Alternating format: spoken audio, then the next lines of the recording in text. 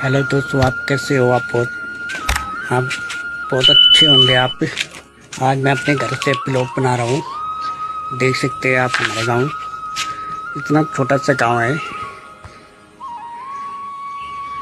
ठीक है दोस्तों, अब यहाँ तक थोड़ा आगे से दिखाता हूँ मैं आपको।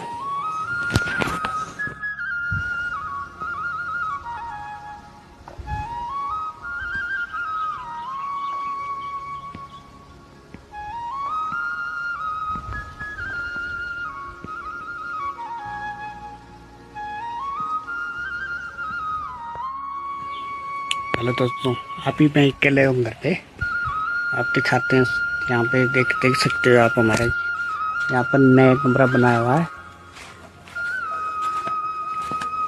यहाँ देख तो पानी नहीं आ रहा है इस पे, से मेघ में ना हो गया। यहाँ धूप धूप हो रही है ना,